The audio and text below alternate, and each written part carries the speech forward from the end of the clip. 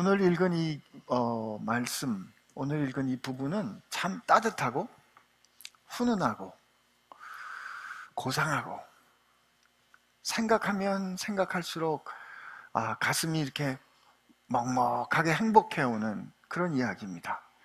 한편 생각하면 너무 잊을 수 없는 잔치 같은, 잔치 이야기이기도 합니다. 그래서 오늘 여러분들에게 이 아브라함이 간증해 주는 거예요. 그래서 그 이야기를 여러분들하고 같이 한번 쫓아가 봤으면 좋겠어요. 그러면서 제가 오늘은 제가 평소에도 제 얘기 많이 합니다만 오늘 제 간증도 좀 같이 하려고 그래요. 1절에 보니까 여호와께서 마므레의 상수리 나무들이 있는 곳에서 아브라함에게 나타나시니라. 이게 이제 아브라함에게 이렇게 나타나셨다라는 요약입니다. 근데 그게 어떤 날이냐면 날이 뜨거울 때 그가 장막문에 앉아있다가 눈을 들어본 즉 사람 셋이 맞은편에 서 있는지라 이렇게 되어 있어요. 중동 지방에서 날이 뜨거울 때는 사람이 움직일 때가 아니거든요. 사람이 이렇게 찾아오고 손님이 오는 때가 아니에요. 날이 뜨거울 때는 인적이 드문 때예요. 다들 장막에 들어가서 쉴 때예요. 손님이 있을 만한 때가 아니라고요. 저는 오늘 이 이야기를 들으면서 하나님이 나타나시는 거잖아요. 근데 하나님이 나타나시는 그 하나님께서 찾아오시는 사건이 생각지 않았던, 뜻하지 않았던 때 예고 없이 오는구나. 하나님은 뜻하지 않았던 때 예고 없이 오신다. 또 다르게 표현하면 인생의 결정적인 순간은 예고 없이 뜻하지 않게 갑자기 준비되지 않았을 때 온다. 사람은 안 그래요. 제가 우즈벡에 선교사로 있을 때 조그만 그 병원의 병원장이었어요. 그렇기 때문에 그 나라에 귀한 손님이 오면 그래도 병원장이라고 교민 대표 중에 하나로 초청을 했는데 한 번은 돌아가신 노무현 대통령께서 우즈벡을 국빈 방문을 하셨어요. 그래서 교민들하고 만찬을 한대요. 저도 그 초청 대상의 하나였거든요. 세상에 석 달 전부터 여권을 내래요. 제 백그라운드 체크를 해봐서 제가 대통령을 해코지할지 안 할지, 범죄 사실은 있는지 없는지 다 백그라운드 체크를 하고 준비를 다 한 다음에 패스를 하고 제 이름표 뒤에 이 사람은 패스, 안전해 라는 B표를 딱 붙이고 그분이 오시는 만찬장에 갔어요. 그렇게 열심히 준비를 하고 그렇게 열심히 체크를 했으면 세상에 노무현 대통령 옆에 앉아서 밥 먹을 줄 알았는데 그거 아니고요. 노무현 대통령 저쪽 끝에 앉아 계시고요. 저는 그래도 의사라고 대통령 주치의하고 같이 밥 먹었어요. 세상에 그거 하는데 그렇게 열심히 준비하고 체크하고 하더라고요. 그런데 오늘 하나님이 오시는데 아브라함은 그런 백그라운드 체크 안 했습니다. 어느 날이 뜨거울 때 그가 앉아있는데 눈앞에 누군가 나타난 거예요. 근데 저는 오늘 이 말씀 쭉 따라가 보면 처음에 아브라함 눈앞에 세 사람이 서 있는데 세 사람이 존귀한 분인 건 알았던 것 같아요. 그러나 저분들이 도대체 누굴까? 그 존귀한 분인지는 알겠는데 어떻게 존귀한 분인지는 잘 모르지 않았을까 싶어요. 왜냐면 이 이야기가 진행되면서 점점 분명해지거든요. 그런데 참 오늘 너무너무 저는 이거 볼 때마다 흐뭇하고 우리 인생도 이랬으면 좋겠다. 여러분 그럴 겁니다. 아멘한 분에겐 축복이 있을 겁니다. 근데 아브라함이 눈을 들어본 적 사람 셋이 맞은편에 서 있어요. 그러니까 그 다음에 어떻게 하냐면 그가 그들을 보자 곧 장막문에서 달려나가 영접하여 몸을 땅에 굽혀 땅을 굽힌다는 말 아주 굉장한 존경의 표현입니다. 그리고 뭐라고 얘기를 하냐면 우리 3절부터 5절까지 우리 한번 같이 읽어봅시다. 시작. 이르되 내 주여 내가 주께 은혜를 입었사오면 원하건대 종을 떠나 지나가지 마시옵고 물을 조금 가져오게 하사 당신들의 발을 씻으시고 나무 아래 쉬소서. 내가 먹을 것을 조금 가져오리니 당신들의 마음을 상쾌하게 하신 후에 지나가셔서 당신들이 종에게 오셨음이니이다. 그들이 이르되 내 말대로 그리하라. 그들이 이르되 내 말대로 그리하라. 그렇게 한 거 보니까 이분들이 존귀한 분인 거는 같아요. 근데 아브라함이 우선 뭐라고 부르냐면 내 주여, 이렇게 부르는 그 내 주여라는 이 아도나이 하는 표현이 사실 이 하나님을 향해서 아도나이라고 합니다.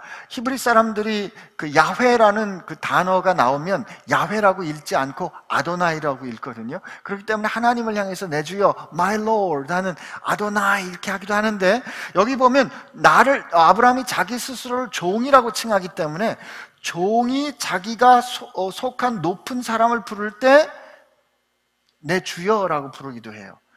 나중에 성경 말씀 창세기 나중 좀 뒤편에 가보면 아브라함의 종이 그 아브라함의 아들인 이삭의 배필을 구하러 갈 때 이삭의 배필을 구하러 가서 내 아도나이 아브라함이 이렇게 말하거든요. 그러니까 이때 아브라함이 찾아온 그분들을 향해서 내 주여라고 말하는 것은 하나님 이렇게 부른 것일 수도 있고, 아니면 나는 종이고 당신들은 존귀한 분입니다 이렇게 부른 뜻도 있어요. 어쨌든 근데 이분이 뭐라고 얘기하냐면, 여러분 이 표현을 보세요. 내가 주께 당신께 은혜를 입었다면 나를 떠나 지나가지 마십시오. 그 다음에 나로 물을 떡에 떠오게 하사, 허락을 구하는 것처럼 하잖아요. 참 이 굉장한 겸손입니다. 그리고 당신들 발을 씻으시고 나무 아래 쉬셔서 내가 떡을 조금 갖고 오겠다 그래요. 그랬더니 좀 이렇게 환대하는 거예요. 생각지 않았던 때 손님이 오셨는데 아브라함이 이제 그를 맞이하는 거예요. 근데 그 다음에 아브라함이 이렇게 이분들을 청했을 때 이분들이 들어와 아브라함이 있던 그늘 아래 옵니다. 그 다음에 아브라함이 하는 걸 보면, 보세요. 아브라함이 급히 장막으로 갑니다. 아브라함이 급히 장막으로 가서 사라에게 이르되 속히 고운 가루 세 쌀을 가져가대요. 지금 아브라함이 굉장히 급해요. 여러분, 저 아브라함이 이때 나이가 99세거든요. 한번 상상을 해보세요. 99세 된 할아버지가 지금 손님을 청해놓고 확 빠르게 가서 아내한테 가서 여보 고운 가루, 진짜 좋은 가루 세 스아를 갖고 오래요. 세 스아가 양이 얼마나 될 것 같아요? 세 사람 왔는데 세 스아의 양이 요즘 거로 환산해보면 22리터 정도 된대요. 저 살림만 하시는 분들은 기계 얼마나 되는지 상상이 안 되시는군요. 20kg 쌀 한 푸대, 요즘은 20kg가 한가마잖아요. 맞나요? 그 세 사람 먹을 건데 웬 떡을 이렇게 많이 하는지. 지금 세 스아를 가져다가 22리터가 그걸 가져다가 반죽하여 떡을 만들려고 하고, 또 아브라함이 또 가축대 있는 데로 달려가서 기름지고 좋은 송아지, 여러분 그 소고기도 이 송아지가 진짜 좋은 거잖아요. 그걸 잡아가지고 하인에게 주니까 그가 또 급히 요리합니다. 그리고 아브라함이 엉긴 젖과 우유와 하인이 요리한 송아지를 가져다가 그들 앞에 차려놓고 자기는 옆에 모셔 섭니다. 이 아브라함이 이 손님을 청하고 손님을 청한 그들에게 준비하는 과정에서 우리가 느끼게 되는 건 뭐냐면 굉장히 빨라요. 기다리지 않아요. 망설이지 않아요. 그냥 가서 환대하고, 그리고 세 사람인데 잔치를 벌이는 거예요. 사라가 혼자 떡하지 않았을 것 같아요. 급하게 떡하는데 그냥 막 떡도 그냥 엄청나게 하고 송아지 한 마리를 통으로 잡아가지고 그것도 속히 요리해서 그분 앞에 가져옵니다. 저는 이 장면을 읽으면서 환대란, 아브라함이 지금 이 손님들을 맞이한 거잖아요. 환대란, 누군가를 영접하는, 따뜻하게 맞아들이는 거는 이런 거구나. 진짜 사랑으로 환대하는 거는 이런 거구나. 즉시로 준비 안 돼 있었어요. 어느 순간에 갑자기 들이닥쳤는데 그냥 환영하는 거예요. 제 느낌을 그냥 요약하는 단어를 찾는다면 지나치다 쉽게. 지나치다 쉽게. 제가 우즈벡에 2000년에 처음 갔어요. 갔다가 그만 우즈벡과 사랑에 빠지게 돼서 그냥 미국으로 공부하러 가려던 생각을 그만두고 학교에 있던 일을 그만두고 우즈벡에 선교사로 가기로 결심을 했어요. 근데 이제 겨울에 저 혼자 갈 수는 없으니까 겨울에 아내를 데리고 갔는데 하나님은 아내를 통해서 저로 하여금 좀 기다리게 하셨어요. 한 1년 반을 기다리던 끝에 2000년에 갔다가 2002년에 우즈벡에 갈 수 있었거든요. 그러다 이제 4년을 우즈벡에 있다가 신학 공부를 좀 하고 싶은 생각도 들었고 마침 또 우즈벡에서 저를 거절했어요. 비자를 내주지 않아가지고 이제 쫓겨나게 된 거예요. 그래서 신학 공부를 하러 가야지 하고서 이제 두 군데 편지를 썼습니다. 하나는 LA에 있는 탈벗 신학교라는 데고요. 하나는 미국 동부에 있는 고든 코넬이라는 신학교 두 군데 편지를 썼어요. 두 군데서 다 저를 이제 방문해도 좋대요. 오래요. 그래서 이제 6월 달에 쫓겨나서 제가 처음 우즈벡에 혼자 갔다가 혼자 결정하고 아내하고 이렇게 튜닝하는 시간이 필요했기 때문에 물론 하나님 그거 다 쓰신 건 나중에 깨달았지만 요번에 미국 갈 땐 나 혼자 안 정한다. 그래서 이제 아내하고 같이 가자 그랬어요. 근데 사람들이 뭐라 그러냐면 동부는 춥고 거긴 사람들이 쌀쌀 맞기 때문에 서부에 가래요. 그리고 탈벗 신학교의 입학 담당관이 코리안 아메리칸이래요. 그 사람은 당신 정도의 배경이면 그냥 받아줄 거라는 거예요. 그래서 마음으로 나는 탈벗 신학교에 간다. 그렇게 결정했어요. 그리고 7월달 아주 비쌀 때 아내와 같이 비행기를 타고 탈벗 신학교 LA 공항에 도착해서 택시를 타고 우리를 좀 케어해줄 목사님 교회 가서 예배를 하고 그 댁에 가서 머물렀어요. 그리고 그 다음날 약속한 날에 탈벗 신학교를 간 거예요. 제일 먼저 우리를 맞아준 사람 앞에 우리가 이제 목사님이 차를 태워줘서 가가지고 그 앞에 가서 저희 한국에서 온 누군데 오늘 뭐 입학 좀 상담을 하러 왔습니다. 물어봤어요. 그러면서 제가 그걸 왜 물어봤겠어요? 저를 위해서 준비된 시간이 얼마나 됩니까? 그랬더니 그 여자가 저를 물끄러미 보면서 뭐라 그러냐면 30분이래요.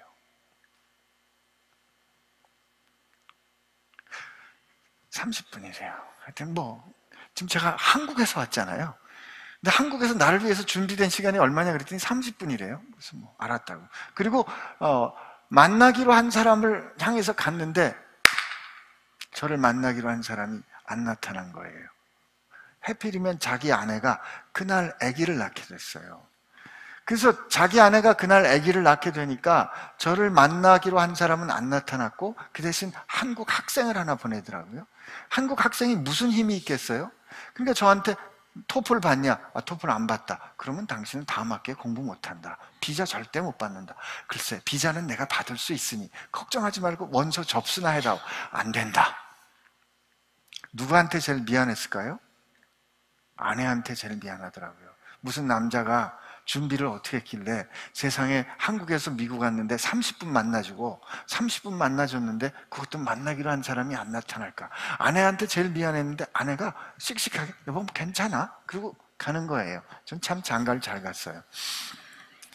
그리고 나서 이제 며칠을 하루 이틀 더 있다가 이제 뉴욕을 거쳐서 보스턴에 갔습니다.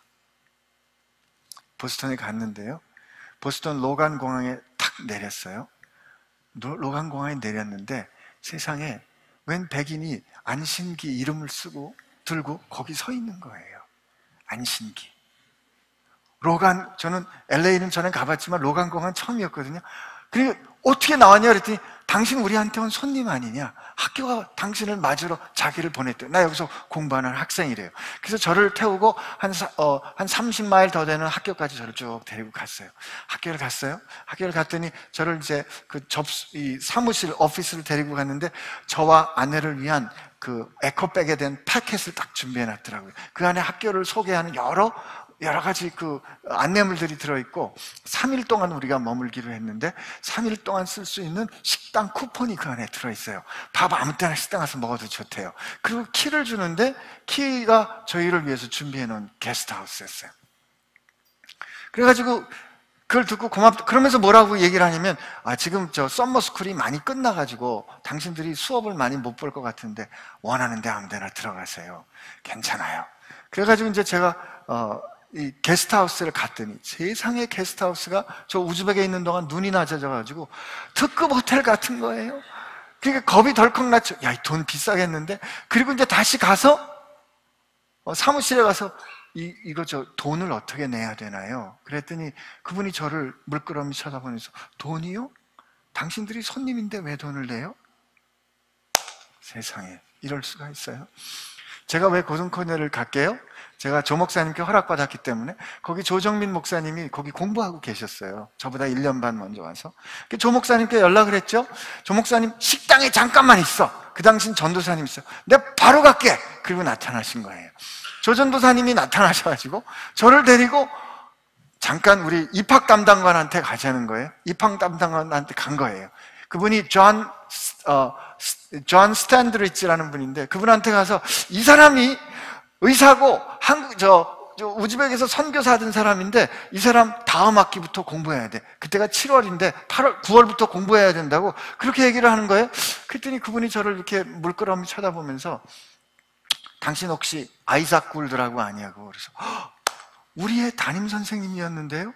우리 집에 와서 밥 먹었어요. 그랬더니 그분이 뭐라 그러면 아이작 굴드가 우리 학교를 나왔는데 우리 교회 형제예요. 그러면서 뭐라 그러냐면 당신은 토플 안 봐도 되겠네.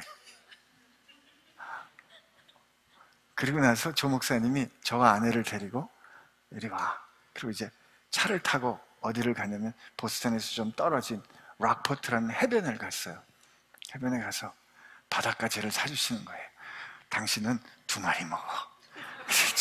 바닷가재를 2마리를 먹고 나머지는 다 1마리씩 먹고 그 바닷가재 먹고 난 다음에 여기를 꼭 가야 돼. 그 옆에 아주 멋진 400년 된 커피집에 들어가서 커피와 쿠키를 이건 꼭 먹어야 돼. 그리고 저를 데리고 하루 종일 다니셨어요. 저녁에 목사님 기숙사에서 같이 밥을 먹는데 학교에서 사무실에서 연락이 왔더라고요. 당신이 준 서류 봤더니 2가지가 부족하더라. 목회자 추천서가 없고 성적표가 없다. 그래요? 그 자리에서 조 목사님이 돌아가신 하영주 목사님께 전화했어요. 우리 안성교사 여기 와서 공부하려고 하는데 추천서 좀 써주세요. 추천서 그날 저녁에 팩스로 받았어요. 성적표 제가 학교에 전화했어요. 그날 저녁에 팩스로 받았어요. 그 다음날 다시 갔더니 입학 허락을 받은 거예요. 그리고 3일 동안 조 목사님이 저를 데리고 완전히 3일 동안 같이 지냈어요. 그때 같이 걸었던 그 따가운 그 보스턴의 그 길거리 햇볕을 전 지금도 잊을 수가 없어요. 그 결과 조 목사님은 그때 썸머스쿨 신청했던 그 과목을 드랍하셨어요.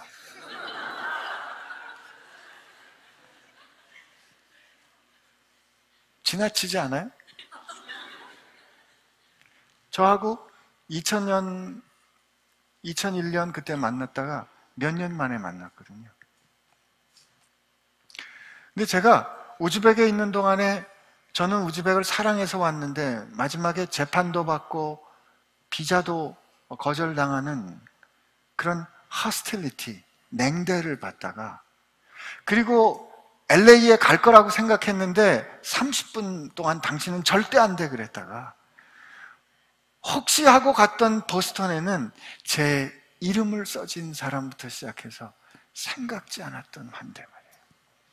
그 저를 뽑았던 그 존 스탠드리치는요, 저 뽑아주고 제가 아마 그분이 뽑은 마지막 학생일 거예요. 한 달 뒤에 다른 데를 청빙받아서 목사님으로 갔어요. 그리고 그분이 살던 기숙사에 제가 들어가게 됐다고. 제 신학교에 썼던 제 페이퍼의 첫 번째 페이퍼의 제목이 From Hostility to Hospitality. 냉대에서 환대로. 생각해보면 지나친 거죠. 저를 위해서 그럴 필요가 없었어요. 저를 위해서 그렇게 3일 내내 그렇게 시간을 써줄 필요가 없다고요. 그러나 목사님은 자기 수업을 드롭하면서까지 저와 함께 시간을 나눠준 거예요. 환대는요, 이렇습니다. 여러분, 우리가 환대한다는 것은 우리가 준비하지 않았던 때, 바쁜 때, 누군가 찾아올 때, 그때 내가 그 사람을 돌보고 사랑하기 위해서 내 것을 기꺼이 나누는데, 그것은 오늘 아브라함이 그 손님들에게 내어줬던 것처럼 내 물질을 나누는 것일 수도 있고요, 조 목사님이 제게 기꺼이 나눠줬던 것처럼 중요한, 다시 채울 수 없는 시간일 수도 있는 거예요. 근데 진짜 제가 그 뒤로 조 목사님이 어려울 때, 외로울 때 내가 친구로 그 옆에 있을 수 있었던 이유는 제가 받았던 환대와 사랑 때문이에요. 그렇게 아브라함이 그분들하고 같이 환대하며 만나게, 신나게 먹었잖아요. 그분들이 오셔서 지금 아브라함이 차려놓은 음식을 먹었어요. 그런데 그 다음 대화가 어떻게 진행이 되냐면 9절에 보니까 그들이 아브라함에게 이르되 내 아내 사라가 어디 있느냐. 여러분, 이때 저는 이 일로 점점 정체가 드러난다고 봐요. 여러분, 아브라함이 이 사람이 제 아내 사라입니다 이렇게 소개했을 수도 있겠지만 보통 동양의 정서로 볼 때 그렇게 잘 소개 안 할 것 같거든요. 근데 소개 안 했는데 사라가 어디 있느냐 물어보면 저분이 누군데 내 아내를 알지? 하는 생각이 들 수 있죠. 근데 그 다음에 뭐라 그러냐면 대답하되 장막에 있습니다 그랬더니 그들이 아브라함에게 이르되 내 아내가 어디 있냐 그랬다가 그 다음에 10절에는 그가 이르시되 그래요. 그가라고 불러요. 여러분, 성경은 이름을 부르는데 굉장히 예민한 문서예요. 근데 여기 처음에 세 사람이 왔다가 그들이 일하는데 이제 그가 말합니다. 뭐라고요? 내년 이맘때 내가 반드시 내게로 돌아오리니 내 아내 사라에게 아들이 있으리라. 여러분, 이 이야기 누가 해주셨다? 하나님이 해주셨잖아요. 12장에 하나님이 너로 큰 민족을 이루겠다 약속해 주시고, 15장에서는 하나님이 한 10년쯤 지난 다음에 아브라함이 꿈속에서 불기둥과 구름기둥으로 하나님이 계약서 써주시고, 17장에서 나타나셔서 얘기하면서 너 그러니까 어떻게 할래? 너 그러니까 네 몸에 흔적을 남겨. 그래서 할례 받았어요. 이거 할례 받은 지 얼마 안 된 다음에요. 그러나 이 모든 순간은 다 아브라함에게 직접 말씀하셨지 사라에게 말씀하시진 않았어요. 사라는 그동안 다 항상 아브라함을 통해서 들었던 거예요. 근데 오늘 하나님이 이 천으로 된 장막 뒤에 사라가 있는데 지금 그분이 얘기하시는 거예요. 내가 내년 이맘때 다시 돌아올 건데 내 아내 사라에게 아들이 있을 거다. 아브라함은 이때 드디어 알아본 거죠. 누구다? 하나님이시구나.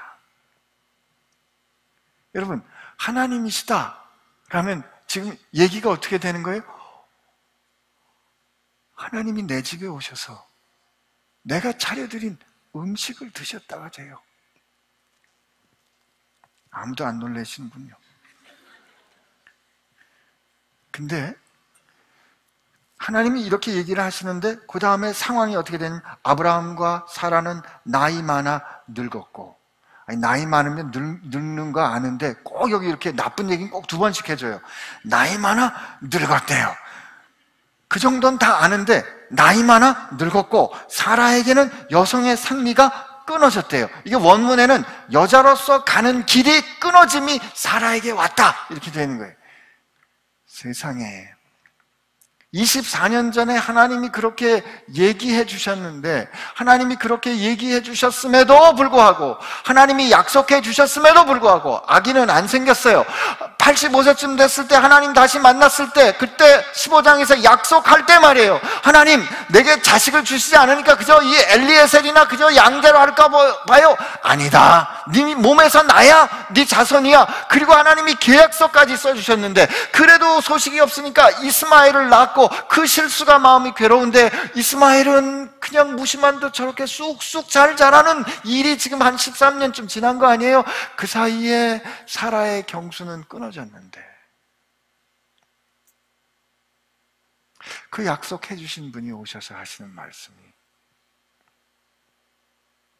내년 이맘때 사라에게 아들이 있을 거라는 거예요.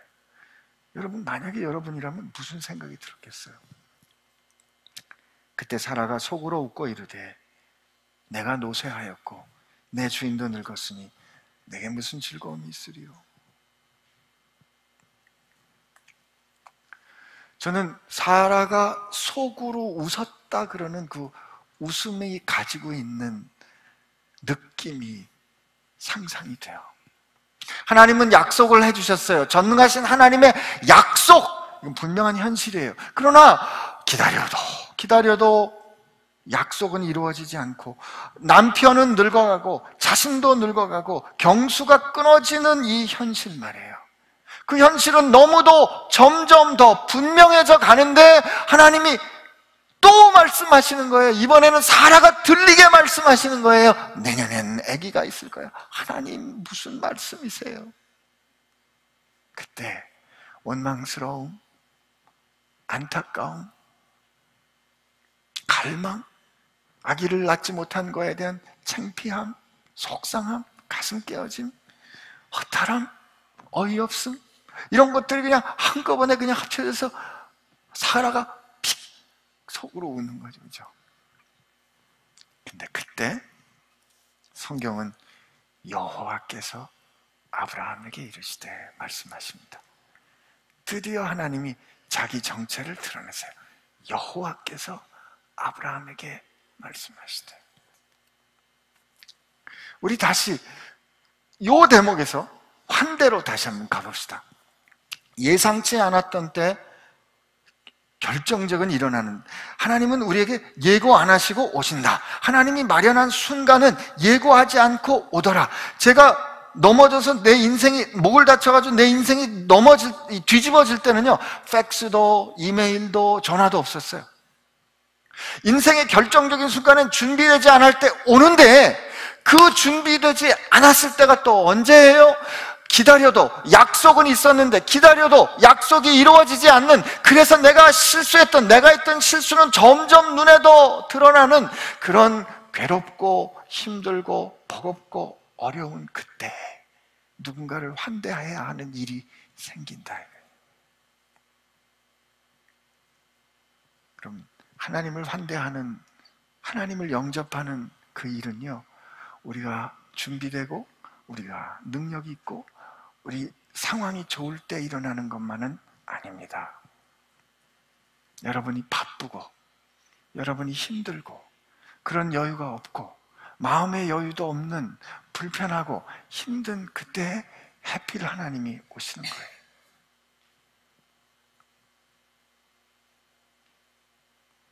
어떻게 해요? 연락도 안 하시고 못 알아보게 오신다 이거죠. 오늘 아브라함의 이야기는 이 현실을 가르쳐 줍니다. 그때 여호와께서 아브라함에게 이르시되 사라가 왜 웃으며 이르기를 내가 늙었거늘 어떻게 아들을 낳으리요 하느냐. 여러분, 이게 세상에 맞는 얘기 아니에요? 내가 늙었거늘 어떻게 아들을 낳으리요? 이건 상식적으로 맞아요, 안 맞아요? 맞습니다. 내가 늙었거늘 어떻게 아들을 낳으리요? 이건 상식적으로 맞는 얘기예요. 그런데 하나님이 그 상식적으로 맞는 얘기를 그래서 힘들어하는 사라를 지금 하나님 말씀하시면서 그 다음에 하나님이 선언하시는 게 아니라 물어보십니다. 뭐라고 물어보시냐면 여호와께 능하지 못할 일이 있겠느냐 물어보세요. 야, 여기 참 우리 하나님 역시 기가 막혀요. 지금 아무리 봐도 내 상식과 내 헤아림으로 따져보면, 내 생각과 내 판단으로 보면 이 일은 될 수가 없어요. 내가 하루 이틀이면 모르겠는데 24년을 기다려도 안 되는 일이란 말이에요. 내 몸의 변화는 내가 잘 안다고요. 그런데 하나님이 또 저렇게 말씀을 하시니까 미치겠는 거죠. 근데 내가 지금 틀린 말 했냐고요. 나이 들었는데 내가 아기를 어떻게 낳아요? 내가 틀린 말 한 것도 아닌데 하나님이 그것을, 내 마음을 그대로 다시 말씀을 들으시면서 하시는 말씀이 그런데 말이다 라고 대답을, 거기를 향해서 하나님께서 무슨 답을 주시는 줄 알았는데 하나님이 물어보시는 거예요. 뭐라고요? 여호와께 능하지 못할 일이 있겠느냐? 그건 오늘 우리에게도 마찬가지입니다. 하나님, 이건 도저히 안 돼요. 하나님, 이건 도저히 죽었다 깨어나도 안 됩니다. 하나님, 제가 그렇게 노력해 봤는데요, 하나님, 저 죽었다 깨어나도 이건 못 고쳐요. 이건 안 돼요. 하나님, 저 노력 다 안 해본 거 아니에요? 하나님, 제가 이거 해본 게 얼만데요? 이렇게 말하는 우리에게 너 그렇게 말했어? 하나님 물어보시는 거예요. 여호와에게 능하지 못한 일이 있겠느냐? 여러분은 어떻게 생각하세요?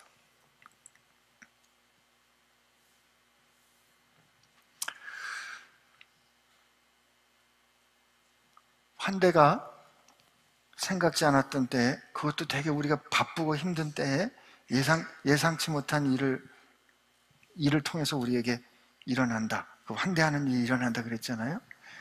근데 여러분, 오늘 이 상황을 다시 한번 좀 생각을 해보세요. 하나님이 처음에 아브라함에게 말씀하시고 이상 가운데 나타나셨다가 17장에는 어떻게 나타나셨는지 모르지만 그게 나타나셨다가 다시 올라가셨는데, 오늘은 하나님이 18장 뒤와 19장을 보니까 하나님과 천사 둘을 데리고 하나님이 직접 사람의 모양으로 그 집에 오신 거예요.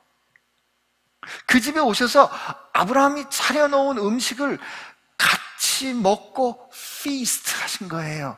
잔치에 같이 밥을 먹어주시는 식구가 되어주신 거라고요. 여러분, 아브라함이 아무리 툭불 등심으로 하나님께 대답을 해드렸다고 해도 어떻게 완전할 수가 있겠어요?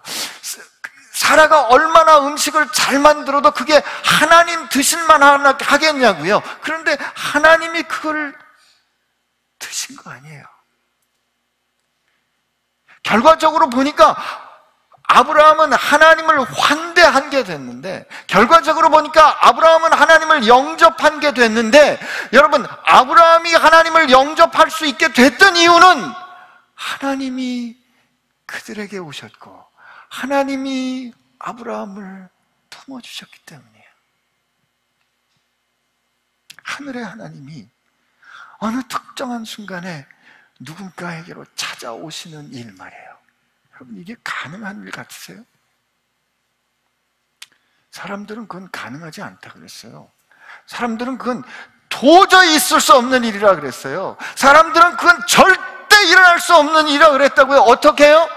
어떻게 하나님의 아들이 자기를 비워 인간이 될 수 있는가? 그리고 인간이 된 그 하나님, 그 아들이 왕도 아니고 가난한 목수의 아들로, 출신을 의심받는 목수의 아들로 저 나사렛 출신으로 올 수 있는가? 안 된다. 믿을 수 없다. 그래, 그렇게 올 수 있다고 치자. 그러나 그가 어떻게 십자가에서 수치를 당하고 죽을 수 있는가? 하나님의 아들이. 불가능하지. 그런 일이 있을 수 없지. 제가 우즈벡에서 이렇게 주일 예배를 하는데 찬양을 했어요. 어떤 이는 그를 향하여 선지자라고 부르지, 어떤 이는 그를 향하여 좋은 사람이라고 부르지, 그러나 우리는 그를 향해서 부른다네. 그는 하나님의 아들, 그는 오셨고 우리를 위하여 사셨고 우리를 위하여 죽으시고 우리를 위하여 다시 사셨다네. Some say 뭐 이런 이 찬양을 우리가 막 하는데, 갑자기 뒤에 앉았던 우즈벡에서 왔던, 그때 마침 새로 왔던 가족 7명이 벌떡 일어나면서 뭐라 그런지 아세요? 이단이다! 그러고 나간 거예요. 여러분, 사실이에요. 어디에서 이단이었냐면, 선지자? 오케이. 좋은 사람? 오케이. 그러나 그는 하나님의 아들이고 그가 우리를 위하여 땅에 오시고 사시고 죽으셨네. 이단이다. 불가능하다. 어떻게 그런 일이 있을 수가 있어? 사도 바울도 그렇게 생각했었잖아요. 어떻게 이런 일이 일어날 수 있단 말인가? 그러나 오늘 하나님이 우리에게 물어보십니다. 여호와께 불가능한 일이 있겠느냐? 여호와께 불가능한 일이 있겠느냐? 우리는 여호와께 불가능한 일이 있겠느냐 할 때 그 불가능한 일이란 저 원수들을 한꺼번에 쳐내시고 저 절벽들을 하나님께서 다 무너뜨려 버리시고 저 원수들을 힘으로 무너뜨리는 일, 그래서 당신의 힘을 통하여 힘을 드러내시고 영광을 받으시는 일, 그거 불가능한 일인데 하나님이 하실 수 있다고 믿었어요. 그렇게 생각했어요. 그러나 하나님께서 여호와께 불가능한 일이 있겠느냐고 하신, 능하지 못한 일이 있겠냐고 하신 그 하나님께서 행하신 능하신 일이란 하나님과 동등하신 그분이 자기를 비우는 일이셨고, 자기를 비운 그분이 죄에 신음하는 우리 대신 죽으신 일이었고, 그분이 그렇게 수치를 당하신 그분이 우리의 죄를 지시고 그 죄의 세력을 꺾으시고 십자가에서 죽으신 그분이 다시 부활하신 그 일, 누구도 생각지도 못한, 아무도 상상하지도 못했던 그 일을 하나님이 행하신 거예요. 하나님은 오늘 그 이야기를 통해서 아브라함에게 하나님 물어보실 때 사실 이 이야기는 너 이삭을 낳을 거야 라는 그 뜻이지만, 제게 이 질문은 이런 질문으로 들렸어요. 그리고 보니까 예수님께서 그 일을 행하신, 그 불가능한 일을 하신 예수님께서 우리에게 가르쳐 주시잖아요. 얘들아, 너희들 참 큰일 하고 싶지? 그럼요 주님. 저 보통 주님 다시 오시면 그 나라가 되면 우편 좌편에 우청룡 좌백호, 맞죠? 네. 좌백호 우청룡 좌백호 우정승 좌이정승 뭐 해주세요. 네. 주님이 그래. 그러나 나를 따르는 사람 말이야, 섬기는 사람이 돼야 되는데, 그러면서 주님 뭐라고 말씀하세요? 여기 어린아이, 이거 다른 상황을 같이 이야기하면 어린아이 하나를 데려다가 뭐라고요? 여기 있는 어린아이 하나를 내 이름으로 영접하면, 어린아이는, 유대 사람들은 어린아이는 사람으로 안 쳤어요. 남자, 여성에서 이 어린아이는 중성 명사를 썼다고요. 근데 어쨌든 이 어린아이 하나를 내 이름으로 영접하면 어린아이를 영접한 것이 아니고 나를 영접한 거야. 그리고 나를 영접한 사람은 나를 영접한 게 아니고 나를 보내신 이를 영접한 거야. 이게 수수께끼 같은 말씀하세요. 어린아이 하나를 내 이름으로 영접하면 그는 어린아이를 영접한 게 아니고 나를 영접한 것이고, 나를 영접한 사람은 나를 영접한 게 아니고 나를 보낸 사람을 영접한 거야. 결국은 뭐다? 어린아이 하나를 내 이름으로 영접하면 나를 보내시니 곧 하나님을 영접하는 거라는 거죠. 예수님은 우리에게 하나님을 영접하는 위대한 일이, 그 대상이, 그 일이 크기가 무엇인가를 가르쳐 주세요. 그리고 어떻게, 어떤 때 일어난다? 마태복음 25장에 가르쳐 주시잖아요. 환대와 냉대에 대해서 가르쳐 주시죠. 언제요? 그날 왕이 와서 심판할 거다. 오른편에 양, 왼편에 염소. 그리고 뭐라고 해? 양들을 향해서, 야, 너희들 정말 고맙다. 나를 환대해 줬으니, 내가 배고팠을 때 먹을 거 줘서 고마워. 내가 줄였을 때 나에게 마실 걸 줘서 고마워. 내가 헐벗었을 때 내게 먹을 걸, 입을 걸 줘서 고마워. 내가 갇혔을 때 나를 돌아봐 줘서 고마워. 그러므로 나와 함께 내 아버지의 나라를 상속하고 너 나와 함께 즐거움을 누리자. 정말 고맙다. 반대, 이 나쁜 놈들아. 그러면서 똑같은 얘기를 어떻게 반대로, 너희는 내가 줄였을 때 먹을 걸 안 줬고, 헐벗었을 때 나를 돌보지 않았고, 갇혔을 때 나를 돌보지 않았어. 그러므로 너희들은 안녕. 양쪽에서 똑같은 질문이 나와요. 어떤 질문이요? 주님, 언제 우리가 주님을 환대했습니까? 주님, 언제 우리가 주님을 냉대했습니까? 우리 생전에 주님 만나본 적이 없어요. 그랬을 때 주님 뭐라고요?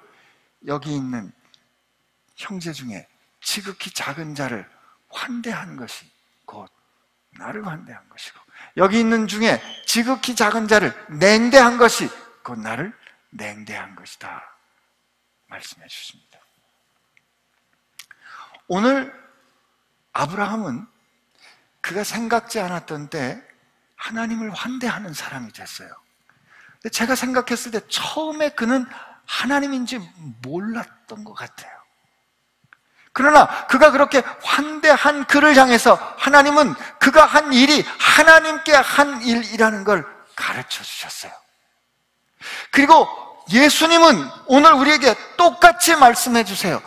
너희들 사는 동안에 생각지 않았던 때 아주 작은 일, 아주 변변치 않은 사람, 아주 별 볼 일 없는 사람을 사랑해야 될 때가 있을 거예요. 그때 말이야, 그 사람을 위해서 할 수 있는 작은 사랑 해줘. 그때 나를 환대한 것처럼 내가 받을게. 여러분, 그건 무슨 뜻이다? 주님께서 그 작은 사람으로, 주님께서 그 변변치 않은 사람으로 우리 삶에 와주신다는 뜻 아니겠어요? 저는 오늘 이 본문을 읽고 묵상하면서 하나님은 오늘 우리로 하여금 어떤 환대의 삶을 살기를 원하실까? 보스턴 얘기 마저 하고 말씀 정리할게요. 제가 얘기했잖아요. 조 목사님, 나는 저 때문은 아니라고 생각해요. 그러나 어쨌든 그 2주 서머스쿨 하는데 3일을 땡땡이를 쳤으니 수업을 제대로 하실 수가 있었겠어요? 저를 위해서 수업을 트럭하셨, 그거로 부담이 돼요. 그 얘기 전 나중에 알았어요. 그땐 얘기 안 하셨어요. 그리고 저는 한국으로 돌아오고 목사님께 제가 살 집을 부탁을 드렸는데 연락을 드려도 연락이 잘 안 되더라고요. 그럴 뿐 아닌데 나중에 알았어요. 그리고 이제 8월이 지나서 8월 말쯤 미국에 갔는데 그때 우리를 맞이하고 나서 우리가 떠난 뒤에 목사님 처음으로 얼굴이 돌아가는 일을 겪으신 거예요. 얼굴에 안면마비가 올 정도로 교회를 개척하고 교회를 이제 막 열어놓은 교회가 힘들고 버겁고 공부하는 거 바쁘고 늙음하게 공부하느라고 힘들고 어려운 그 시간에, 그 와중에 저 우즈벡에서 왔던 선교사 안신기 부부를 위해서 기꺼이 시간을 내줬던 거죠. 저는 이 하나님, 주님이 그때 저를 통해서 우리 목사님이 주님을 환대한 일을 하게 하셨다고 생각하고요.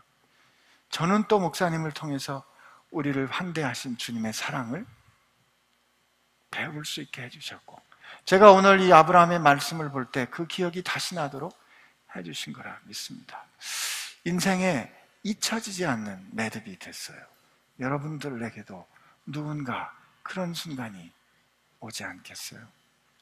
우리 세상 나가서 사는 동안에 주님은 준비되지 않은데 잘 모르는, 그러나 대개는 별 볼 일 없는 상황을 통해서 우리에게 오십니다. 그게 주님이 우리를 환대하셨기 때문이에요. 그때 우리가 그들을 향해서 우리가 할 수 있는, 내가 넉넉해서가 아니라, 내가 여유 있어서가 아니라, 그럼에도 불구하고 내가 그들을 위해서 베푸는 작은 몸 결정, 작은 몸짓, 작은 사랑의 행동을 주님은 주님을 환대한 일로 받아주실 겁니다. 그리고 그때 우리에게 물어보시겠죠. 예, 여호와께 능치 못한 일이 있겠느냐? 무슨 뜻일까요? 오늘 끝날 때 아주 재미나게 끝납니다. 그렇게 물어보신 다음에 하나님이, 그러니까 이제 이 사라가 겁이 나가지고 저 안 웃었어요. 속으로 웃었으니까 겉으로는 안 웃었다고 우기는 거예요. 저 안 웃었어요. 그랬더니 하나님 뭐라 하시면서, 아니다, 너 웃었다. 여러분, 이거 하나님 죄송해요. 웃긴다 그러면 좀 그렇지만 여러분, 이거 재밌지 않아요? 기억할 거예요. 왜냐면 그리고 나서 아들을 웃었다, 이삭으로 이름 졌잖아요. 사라는 아들 이를 부를 때마다, 이삭아 부를 때마다 하나님이 자기를 향해서 해주셨던 그 따뜻한 하나님과의 밀당, 하나님과의 교제. 그때 하나님이 우리 집에 오셨는데 나보고 애기 낳을 거라 그랬는데 내가 못 믿어가지고 너무 힘들어서 피식 웃었는데 속으로 웃었거든. 근데 하나님은 어떻게 그걸 내 속으로 아시고, 하나님 너 웃었지? 나 안 웃었는데, 아니야 너 웃었어 라고 말씀하신 그 하나님의 따뜻함을 아들을 부를 때마다 기억하지 않겠어요? 여러분, 우리가 누군가 환대할 때 우리는 우리를 그렇게 따뜻하게 환대해 주시고 우리와 함께 같이 식사하시고 우리를 품에 안아주셨던 그 하나님을 기억할 수 있을 거예요. 그 은혜가 이번 한 주 사는 동안 여러분들에게 충만하시길 바랍니다. 오늘 말씀 이 찬양으로 정리했으면 하는데요, 아주 쉬운 찬양이에요. 사랑의 주님이 날 사랑하시네, 내 모습 이대로 봐주셨네. 우리 이 찬양 한번 하면 좋겠어요.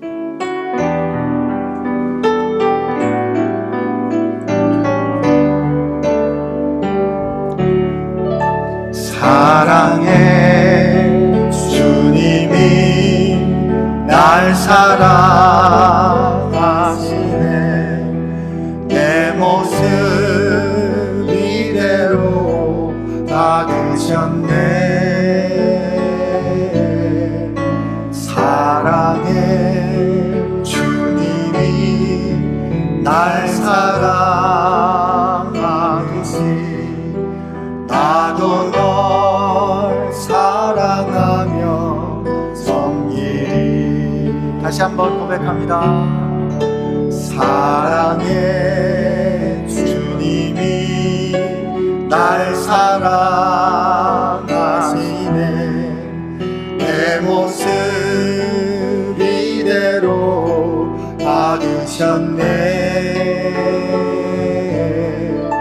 사랑의 주님이 날 사랑하듯이 나도 널 사랑하며 섬기리.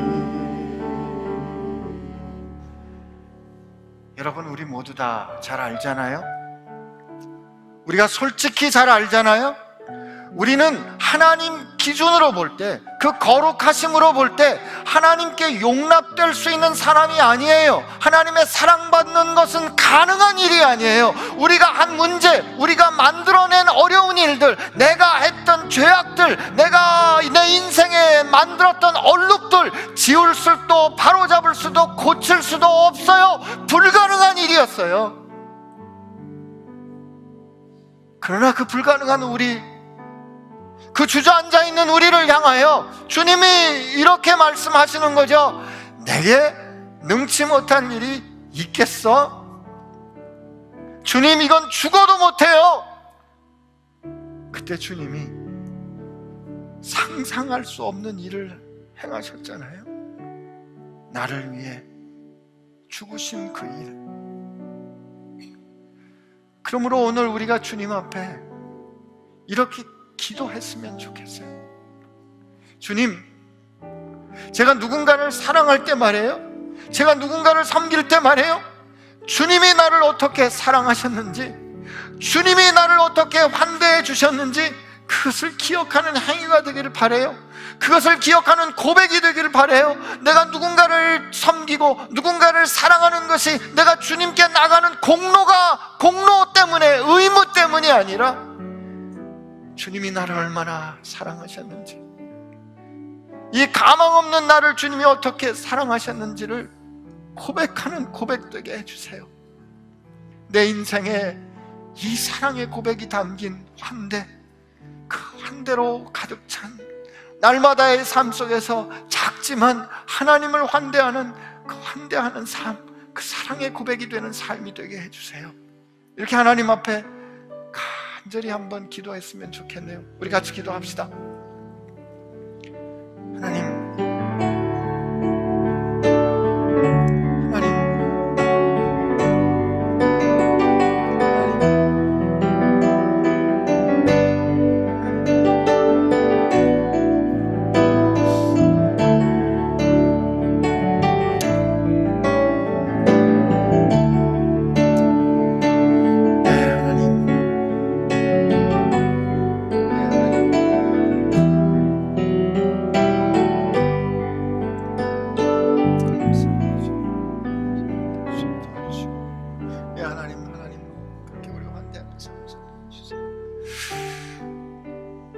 주님 환대해서 주님 손을 붙잡기에는 제 손이 너무 더럽고요, 주님을 덥석 품에 안기에는 제 몸에서, 제 삶에서 냄새가 너무 나고요, 주님 잡수시라고 드리기에는 너무 제가 마련해 드릴 수 있는 음식이 보잘것이 없어요. 주님 여기 좀 와서 앉아 쉬세요 라고 할 내 삶의 자리가 너무 복잡해서 주님을 환대하기가 참 어려운데, 주님, 그럼에도 불구하고 우리의 손길과 우리의 품과 우리가 주님께 드리는 것을 그렇게 기뻐 받아주시고 그것을 그렇게 기뻐 기다리시는 주님, 그 주님 사랑을 우리가 어떻게 다 헤아릴 수 있을까요? 하나님, 그러므로 오늘 우리 삶이 그 하나님의 따뜻한 환대, 그 주님의 따뜻한 환대, 그 환대로 가득한 삶 되게 하여 주옵소서. 인생의 어떤 특별한 순간에만, 이렇게 교회 왔을 때만 느끼는 것이 아니라 매일 내 삶에 만나는 사람들 가운데서 주님이 바로 거기 계신 줄 알고 우리 주님 대하듯 환대하는 삶 살 수 있도록 주여, 우리로 하여금 우리가 받은 환대와 우리가 받은 사랑을 기억하는 사람 되게 하여 주옵소서. 내 삶의 모든 환대가 주님을 향한 사랑의 고백되기를 원하오며, 그 불가능한 일, 우리를 위하여 자신을 비워 인간이 되사 우리의 수치의 자리에 서신 그 불가능한 일을 능히 행하신 우리 주 예수 그리스도의 은혜와 그 뜻을 세우신 하나님 아버지의 사랑하심과 오늘 우리가 하나님의 사랑받는 자녀임을 증언해 주시는 성령님의 역사하심이 이제